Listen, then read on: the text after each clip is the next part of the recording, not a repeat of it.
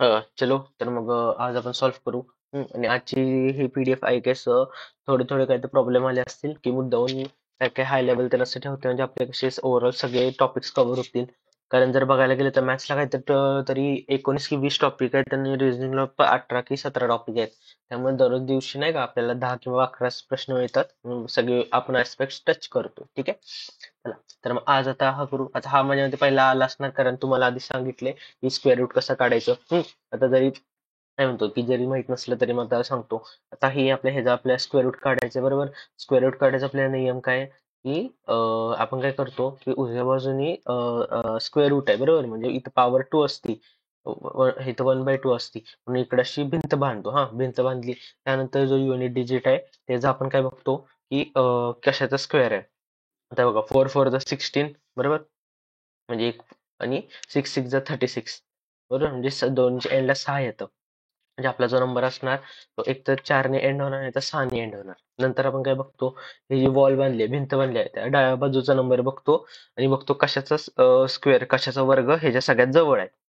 मग आता काय असते पाचचा बरोबर 5 5 जा 25 10 6 6 जा 36 म्हणजे 31च्या वरती जाते म्हणजे 5 येणार. हा म्हणजे आपला जो हा वर्ग आहे तो एक तर 5चा असणार नाही तर 56चा असणार. मग आता आपण काय कन्फ्युजन झालं बरोबर मग आपण काय करतो की इकडचा जो 55 आहे तर मग 55चा वर्ग काढतो सोपा असतो. कारण एंडला 5 असलं तर 25 लिहितो आपण आणि काय करतो इकडचा 5 आहे त्या पुढच्या नंबरने मल्टिप्लाय करायचं 5 इंटू 6 30 बरोबर. 55चा येते 3025 आपला ह्याच्यापेक्षा मोठा आहे का मोठा आहे त्यामुळे ह्याचा अर्थ काय हा 56चा वर्ग झाला. असं आता हे झालं 56चा वर्ग. आता हे पण तसंच 6 आहे म्हणजे 4 आणि किती येणार 6 येणार. अजून काय आता 8 8 64 म्हणजे 84 किंवा 86 आणि 8 9 72 आणि हा कमी आहे म्हणजे हा 84 चा वर्ग असणार बरोबर. 84 इज इक्वल टू आता हे बघा हे 3/8 आहे बरोबर म्हणजे 8 1 8 8 8 64 म्हणजे 80 म्हणजे किती इथे येते 240 बरोबर. इंटू हे इंटू 3 होणार म्हणजे 56 आपलं इक्वेशन आता काय आलं 56 plus 84 is equal to 240. I am sorry इथं एक्स आहे हा प्लस एक्स एक्स आहे तिथं राहणार आणि बाकीचं सगळं त्या बाजूला जाणार. 240 मायनस आता हे 56 प्लस 84 चार इकडे गेले की 60 येते आणि 60 आणि 80 किती येते आपलं 140 येते बरोबर. झालं इज इक्वल टू 100. अशा तऱ्हेने 100 येते. हे स्पीड मॅथ्स आहे आपलं असं सुधारलं पाहिजे आणि काय नाही आता जरी येत नसलं तरी हळूहळू सुधारतं नंतर एकदम फास्ट होऊन जातं. बघू आता पुढचं आता नंबर सिरीज. आता आतापर्यंतचे नंबर सिरीज वेगळे होते तर इथं बघायचं मी काय काय म्हणतो की फक्त कधी पण शेवटचे बघायचे आणि बघायचं जंप एकदम जास्त आहे का. तुम्हाला काय कळतंय 4चं 12 झाले ठीक आहे प्लस मायनस असू शकते. 12चं 48 प्लस मायनसच असू शकते म्हणजे प्लसच. 48चं 240 जरा जास्त वाटायला लागले जंप म्हणजे प्लस कदाचित आहे. आणि 250 म्हणजे बरोबर 240चं 1440 हे काय दिसतंय इतकी मोठी जंप कधी पण काय मल्टिप्लिकेशनलाच येते बरोबर. असा हा रूल आहे कारण प्लस एवढं होऊ नाही शकत. मग आपण आता डिफरन्स डबल डिफरन्स काढणार का नाही आपल्याला काय वाटतं आपल्याला लक्षात येते कदाचित मल्टिप्लिकेशनची सिरीज आहे. आता ह्या ह्याने याला मल्टिप्लाय करण्यापेक्षा कधी पण छोट्या ह्याने बघायचं इथं 4 काय म्हणतो की 4ला 12 करायचं म्हणजे काय करायला लागणार इंटू 3 4 3 जा 12 नंतर काय येते ह्याचं इंटू 4 येते बरोबर दिसते बघा 12 4 जा 48 48चं इथं किती हे इंटू 5 येते झालं म्हणजे सिरीज आहे. इंटू 5 येते म्हणजे हे असणार इंटू 6 चेक करू तर येते हे आणि आता त्यामुळे हे काय असणार तर इंटू 7 आणि इंटू 7 केलं की आपलं काय येते इथं 0 7 4 28 8 म्हणजे हे ठीक झालं ठीक आहे. त्यामुळे ऑप्शन असं बघितलं की गडबडून जायचं नाही काही काही गणित सोपं असतात फक्त आपल्याला स्टार्टला आपल्याला वाटतात खूप अवघड आहेत इतके काय अवघड नसतात. चला आता आज आपण हे करू माझ्या मते हा आपण युट्यूबला आपण घेतला नाहीये नाही का ह्याचा म्हणजे पहिल्यांदाच आपण पार्टनरशिप किंवा काय आपली भागीदारीचा प्रश्न घेतलाय. जर तुम्हाला कन्सेप्ट माहित नसला तर एक एकदम शॉर्ट मध्ये सांगतो की काय म्हणतो की किती रुपीज लावले इंटू किती महिने लावले महिने हे असं आपलं हे जर रेशो काढायचा म्हणजे सिंपल गोष्ट आहे. बघा ना आता काय म्हणतो तुम्ही तुमचा जर मित्राचा बिझनेस सुरू करताय आणि जर एंडला जर आपला फायदा होतोय तर मग आपण डिवाइड कसं करणार. तर जर तुम्ही जर भांडवल लावले 10,000 आणि त्यांनी लावले 2 लाख तर ऑफकोर्स त्याला वाटा जास्त जाणार कारण त्यांनी जास्त पैसे लावलेत बरोबर. आणि किंवा आपण जर असं धरू की दोघांनी 50,000 टाकले, पण तो दिवसातले 2च तास काम करतोय आणि तुम्ही 10 तास काम करता. मग काय? मग आपण म्हणणार की आपण जास्त काम करतोय म्हणजे आपल्याला, बरोबर? म्हणजे त्यामुळे भागीदारी करताना एकतर पैसा बघितला जातो पहिल्यांदा आणि त्यानंतर किती महिने काम केले असं. आणि हे जर रेशो निघलं ना की झप्प करणं भागीदारीचे प्रश्न होतात, खूप सोपे असतात. म्हणजे आपले रेशो करायचे. आता आपण वाचू. सी, अमन आणि बबन यांनी व्यवसायास सुरुवात करायची आहे. ठीक आहे, व्यवसाय करायचा आहे. अमनने 10,000 रुपये आणि बबनने 15,000 रुपये गुंतवले. बर. अमनने आणि त्यानंतर काय दिले बघा, 3 महिन्यांनी बबनने व्यवसाय सोडला. ठीक आहे. आता बबन म्हणजे किती महिने, 3 महिने काम केलं. आता काय झालेलं की बबन गेल्यानंतर 4 महिन्यांनी चंपा 5,000 रुपये घेऊन व्यवसायात रुजू झाले. ठीक आहे. आणि आता हे at the end of the year आहे असं कन्सिडर करा. हे लिहायचं विसरलो. आता नफा किती झाला? 19,000 झालाय. आता यात बबनचा वाटा किती? सिम्पल. याचा आपल्याला अर्थ काय कळतोय बघा. आता आपण घेऊ अमन. अमनने किती गुंतवले? 15,000. म्हणजे बघा, आपल्याला आता A is to B is to C काढायचं आहे. 15,000 आणि आणि किती महिने गुंतवले? पूर्ण वर्ष, बरोबर? म्हणजे 12 महिने गुंतवले असं लिहायचं. नंतर झालं. इकडं आता आपल्याला हे दिलं, काय म्हणलं आपलं, रेशोचं. त्यानंतर काय? बबन, आय एम सॉरी, एक मिनिट. अमनने 10,000 गुंतवलेत. हम्म. अमनने 10,000 गुंतवले. बबनने किती? 15,000 गुंतवले. 15,000 लिहिले. आणि किती वेळ गुंतवले त्यांनी? 3 महिने गुंतवले. 3 महिने आपण लिहिले. आणि चंपा, चंपा किती? 5,000 रुपये घेऊन आली. आता चंपा एकूण किती आहे बघा. बबन गेला 3 महिन्यानंतर, त्यानंतर 4 महिन्यानंतर आली.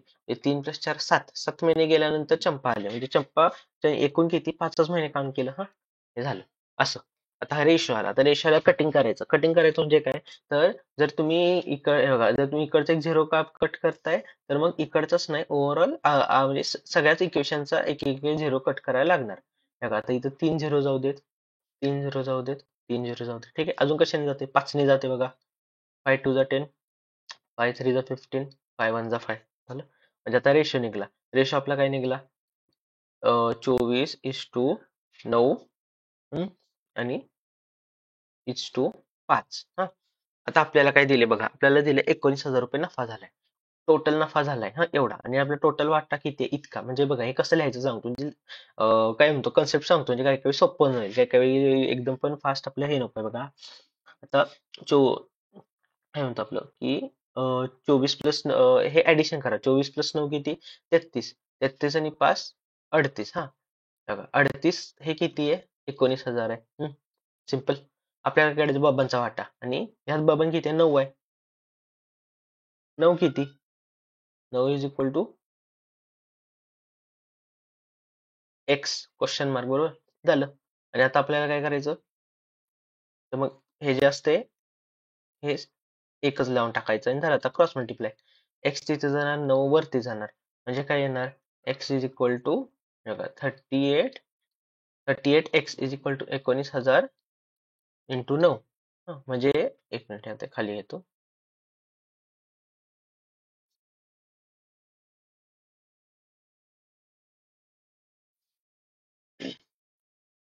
एक्स इज इक्वल टू काय येणार? 19,000 इंटू 9 डिवाइड बाय 38. झालं. आता आपल्याला कटिंग करायचं फक्त. 19 1 जा 19, 2 जा 2 1 जा 5,000. झालं. म्हणजे किती? 9 9 5 जा 45.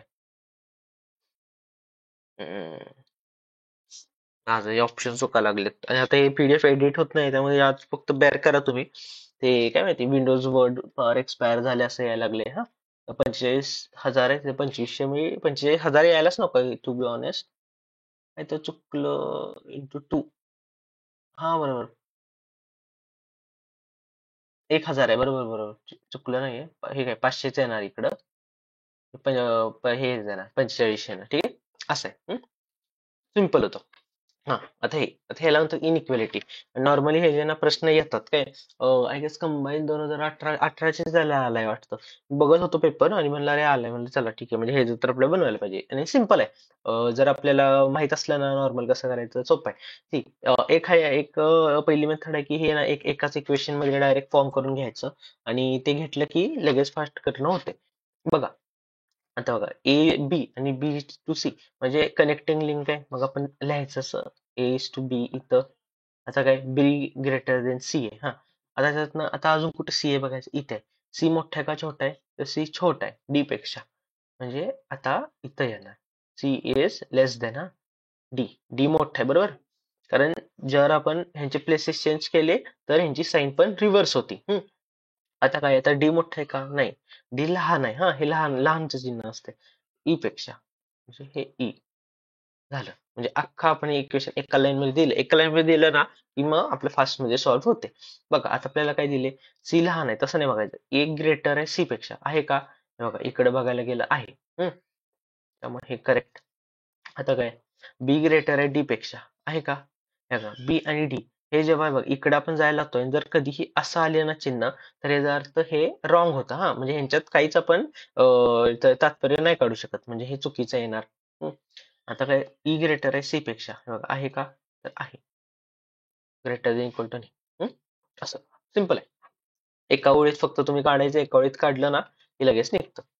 आता हे आता काय होतं मी एकदा बघत होतो. आता नाही आय गेस 2-3 महिने अगोदर बघत होतो आपल्या तलाठीच्या वेळी ते आणि मग इथं काय सांगत होते सगळे की म्हणजे हे प्रॉब्लेम करायचे मेथड सांगत होते. 9 डिवाइड बाय 4 आहे तर करायचं की 4 1 जा 4 2 जा 8. आता एक राहिलं तर 2.5 असं प्रत्येकाचं काढायचं. अरे आपण नंबर छोटे दिलेत म्हणून नंबर मोठे दिले तर काय. तर this is not the right method. कधीच असं डिवाइड नसतं करायचं. आता तुम्हाला सांगतो आपल्याला काय काढायचं सर्वात मोठी संख्या.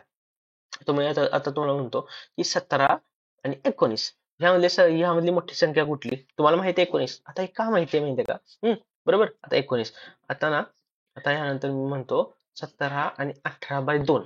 हा तर ह्यातली की ह्या दोनतली मोठी संख्या कुठली? आता हे आपल्या कट होते म्हणून आपण काय करणार? 2 1 जा आणि 2 9 जा आणि आपल्याला काय करणार? ठीक आहे 17 मोठं.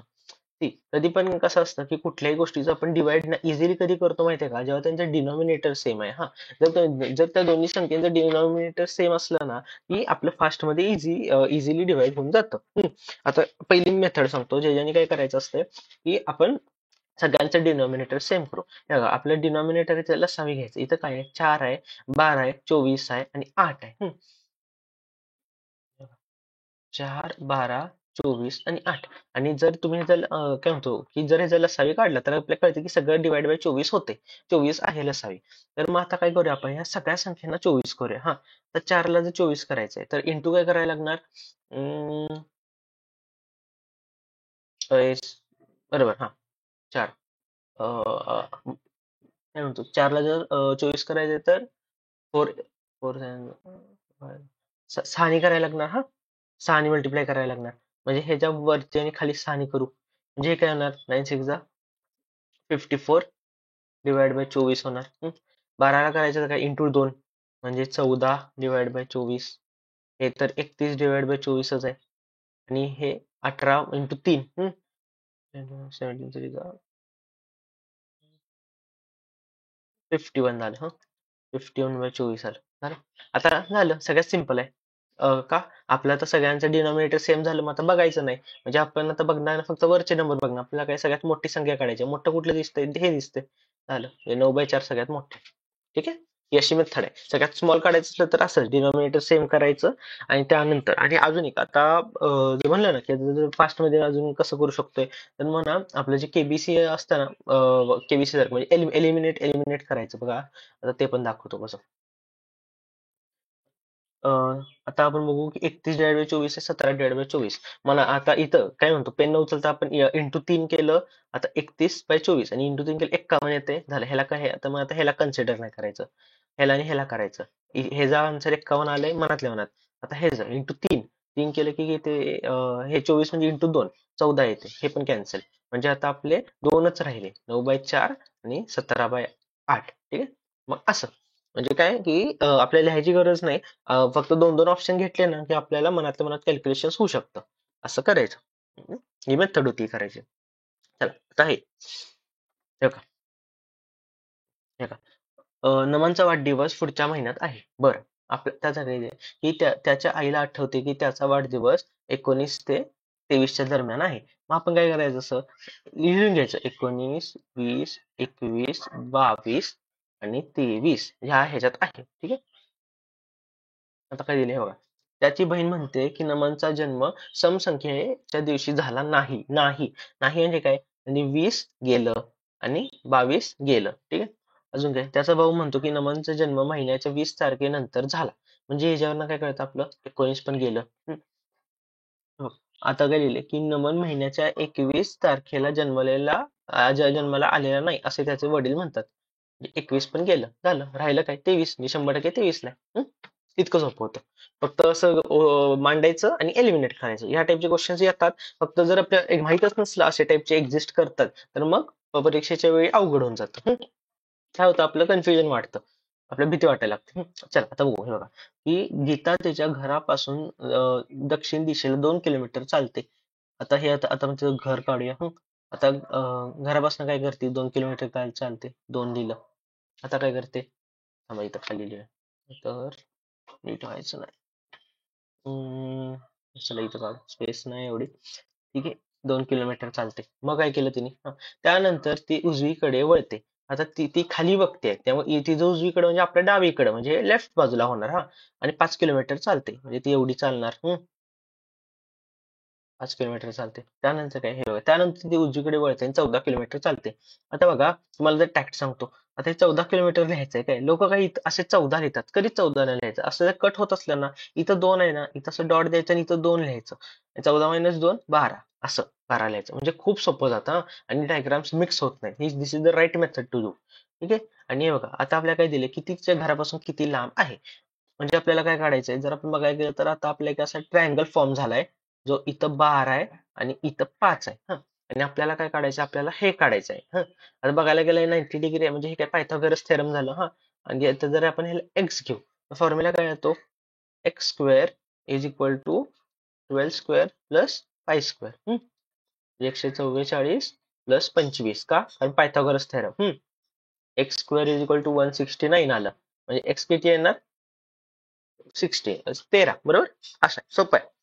अजून काय दिले, हे बघा, ती तिच्या घरापासून कोणत्या दिशेला आहे. हे बघा की तिचं घर इकडे आहे, आता इकडे आहे, म्हणजे किती, नॉर्थ वेस्ट. म्हणजे वायव्य. कळालं, अशी गोष्ट आहे. इतकं असं अवघड नव्हतं, पण आणि हळूहळू असं लेवल वाढवू आपण. चला आता पुढं. 70. ठीक आहे.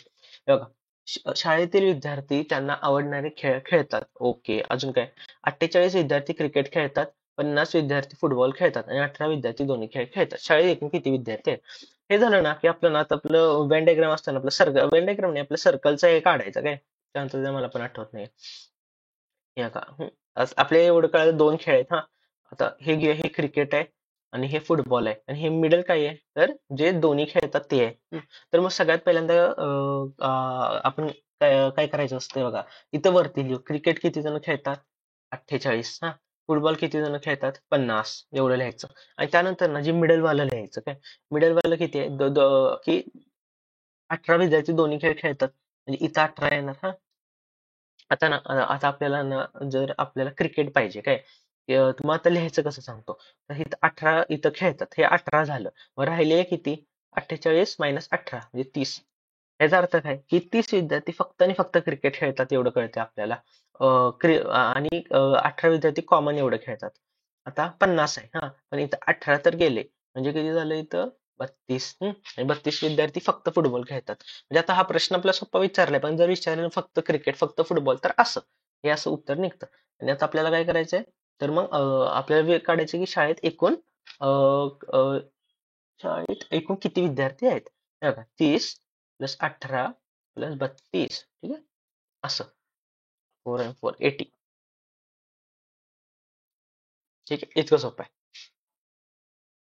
या सही सर्कलचा मुद्दा हा प्रश्न घेतला नव्हता, म्हणून म्हणलं घेऊ, कारण नंतर आपण हळूहळू त्याची पण ऍडव्हान्स लेवल करू. बघा, हे जर कॉम्पिटिशन हा शब्द असा लिहिला आहे, तर दिलेला शब्द कसा येईल. असं कधी पण काय करायचं असतं, की सगळ्यात पहिल्यांदा तर ना, हा असं लिहायचं काय, COMPETITION.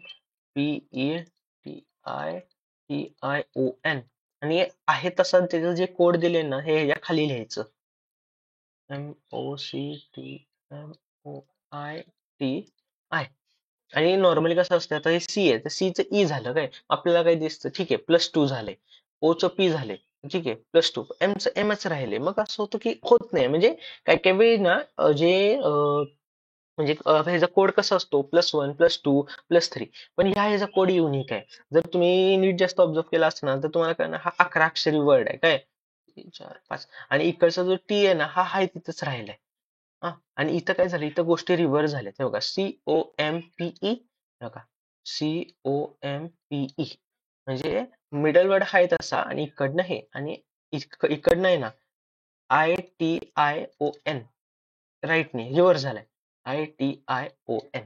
त्यामुळे आता कॉम्प्लिकेटेड म्हणून शब्द आहे 3 4 5 ह्याचा आय हाय तिथं राहणार लिहू आणि आता इथं COMP उलट लिहायचंय बरोबर मग इथं लिहिणार COMPL म्हणजे एल पासून सुरू होणारा हे बघा हा. ठीक आहे असं आहे ह्याचं असं आन्सर होतं.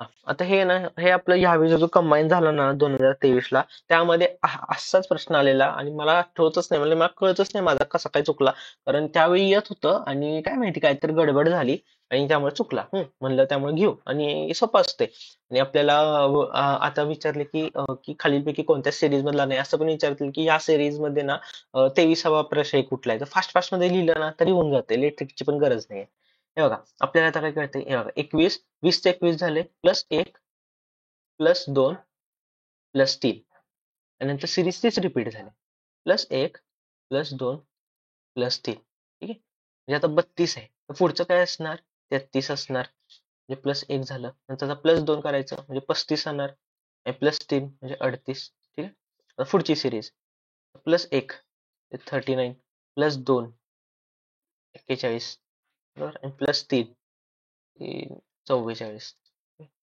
पुढची सिरीज +1 45 +2 47 आणि +3 50 हे बघा इथं 45 पण आलं 47 पण आलं 50 पण आलं आणि आता आपण बघू आता +1 आहे म्हणजे 51 आणि +2 म्हणजे 53 बरोबर म्हणजे सिरीजचा हा हे नाहीये ठीक आहे अशी सिरीज आहे पेपरमध्ये घ्यायचं आणि झपझप लिहिलं ना तरी होऊन जातं ह्याला काही ट्रिक नाहीये हे रिझनिंगला मॅक्झिमम ट्रिक नसतं रिझनिंगला असतं की तुमचं ब्रेन किती फास्ट कॅप्चर करतोय किती फास्ट पळतोय हा त्याच्यावर असतं सगळं सी आता हे असे येतात भरपूर सोपा प्रश्न आहे बघा की गावाची लोकसंख्या दरवर्षी 10ने वाढते काही काही वाढते काही काही कमी होते आता वाढते बरं 2000 मध्ये 2000 सालामध्ये लोकसंख्या 25,000 होती 2 वर्षांनी गावाची लोकसंख्या किती ठीक आहे आता बघू ही 2000 मध्ये किती होती 25,000 होती दोन मेथड आहे जे करायचे दोन्ही सांगतो एक फॉर्म्युला आहे आणि एक आपलं जसं मी करतो तसं काय आता 10% वाढली 10% आपण सांगितले कसं काढतो राईट बाजूने एक डॉट द्यायचा इथं म्हणजे किती 2500 म्हणजे आता मग मी काय करणार चालेल ठीक आहे म्हणजे पुढच्या वर्षी काय झाली 2500 एवढी झाली काय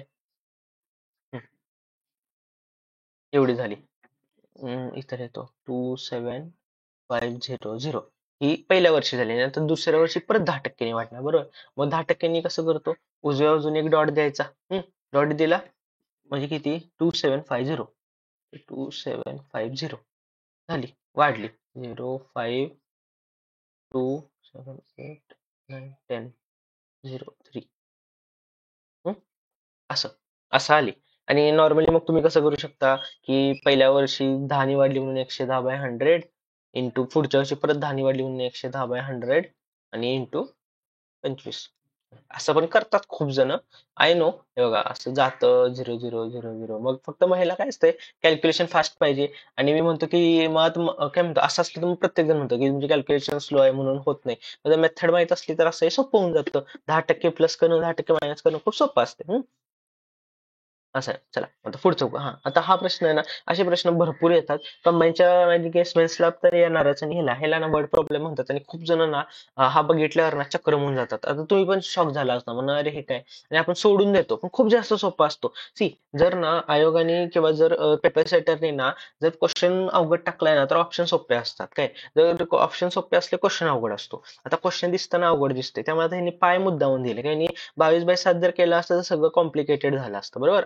आपणच केलाय हा प्रश्न तयार असं असते चला आता आपण वाचू हे बघा की जर इंग्लिश मध्ये हे बघा see if the perimeter of circle is equal to the side of square whose area 144 आहे आता आपला एक स्क्वेअर आहे आपला एक स्क्वेअर आहे आणि स्क्वेअरचा एरिया किती आहे एरिया 144 आता ह्याच्यानं आपल्याला ही साईड कळू शकते का? बरोबर आहे, कळू शकते. कारण स्क्वेअरच्या एरियाचा फॉर्म्युला काय असतो? साईड स्क्वेअर असतो.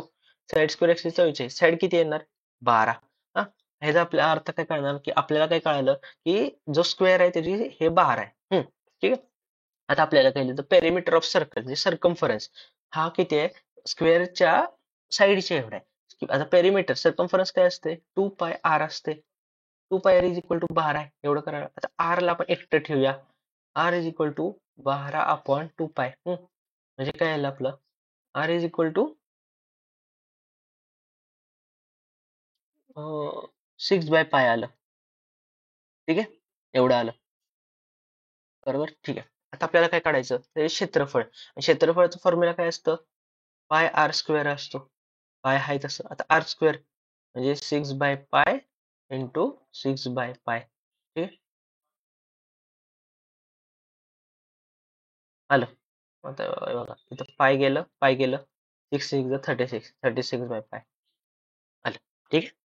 सोपा होता. इतकं काय अवघड नव्हता. फक्त आपल्याला माहित पाहिजे की कसं असतं ह्या याला प्रॉब्लेम आधी अर्थ समजून घ्यायचा आणि नंतर हळूहळू सॉल्व्ह करायचा.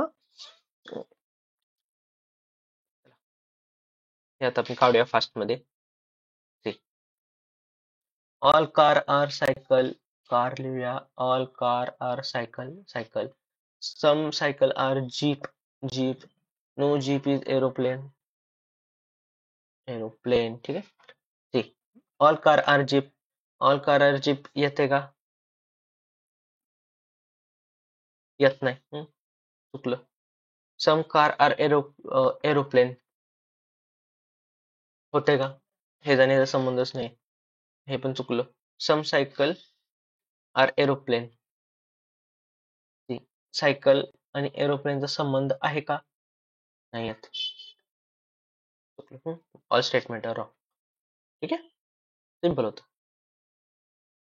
आता हे ना हे मी पीडीएफ मध्ये एडिट करायला बघायला लागलोय पण ते वर्ड एक्सपायर झाले त्यामुळे येत नाहीये पण असू दे. हा, आता मी तुम्हाला सांगतो. असे ना प्रश्न येतात आणि बघितलं तर आपल्या प्रश्न बघितल्यावर आपल्याला काय कळतं की प्रश्न तर भरपूर अवघड आहे. काय डायरेक्ट कळायला लागलाय की रिले मल्टिप्लिकेशन आहे. पण ऑप्शन बघून काय कळतंय? अरे सिंपल सिंपल आहे. एकदमच जास्त सोपे ऑप्शन आहेत.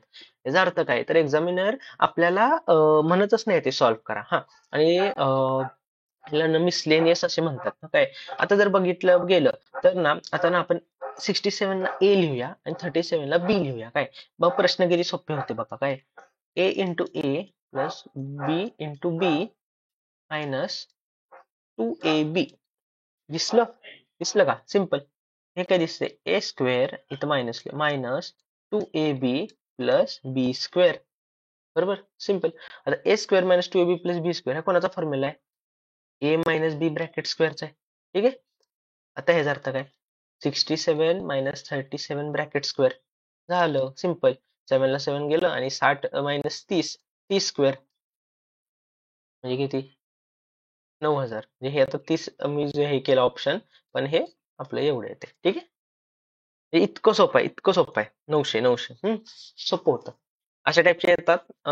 आणि घेऊ आपण हळूहळू लेवल वाढवू. आता मुद्दामून ए प्लस बी ब्रॅकेट स्क्वेअर घेतला कारण हा सगळ्यांना माहिती आहे. पण आपला जो क्यूबचा फॉर्म्युला आहे त्याच्यावर पण प्रश्न येतात आणि ते पण आपण करू.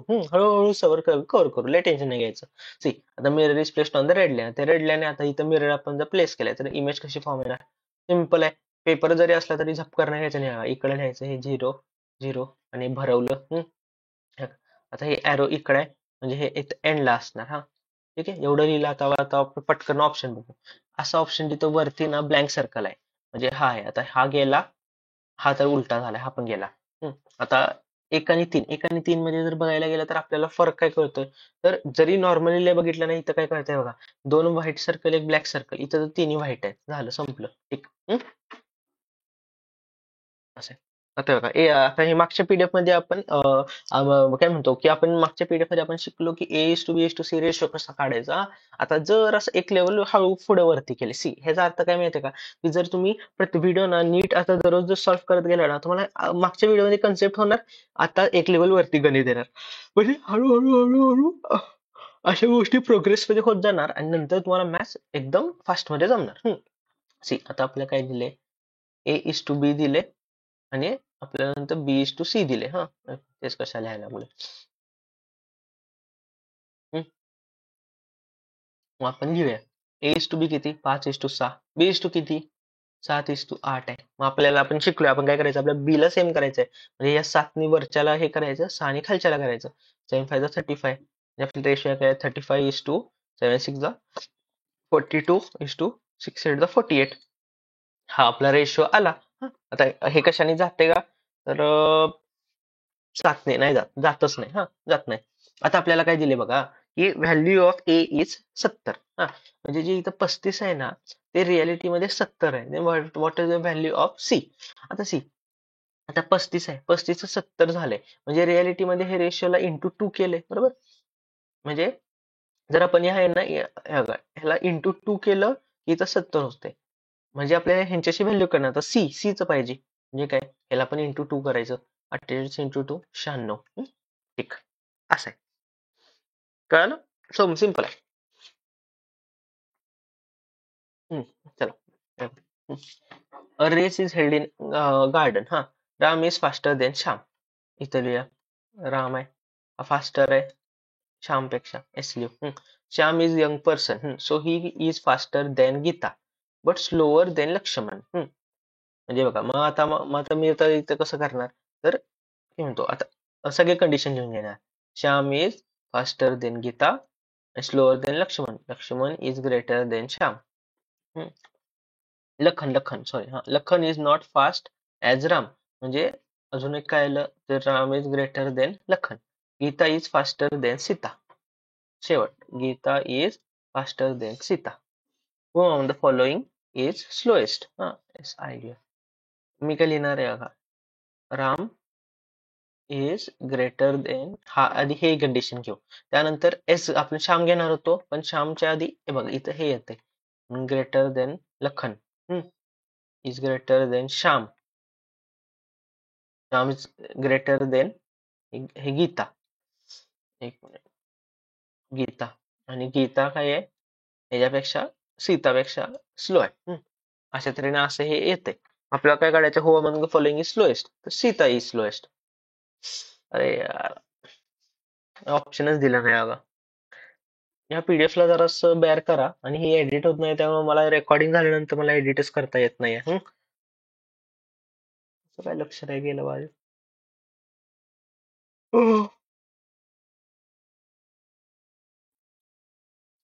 आता हे बघा जर ना असं फर्स्ट इन्स्टन्सला जरी बघितलं तरी कळतंय बघा. इथं एक आहे इथं 2 आहे इथं 3 आहे. 2 आहेत एकूण 3 आहेत 4 आहेत. इथं 3 आहेत 4 आहेत म्हणजे इथं 5 गोळेवाले असणार. 5 गोळेवाले म्हणजे कुठं आलं हे बघा हे. हे ऑप्शन टिक.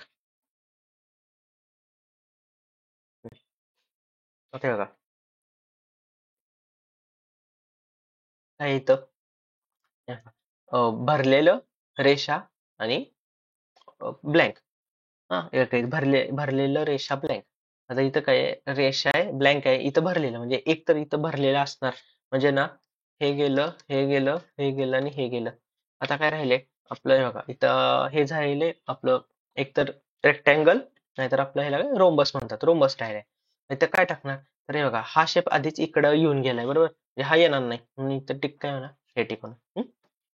इथे असं आहे. हो झालं की ठीक आहे असं आहे. ही पीडीएफ फक्त बेअर करा.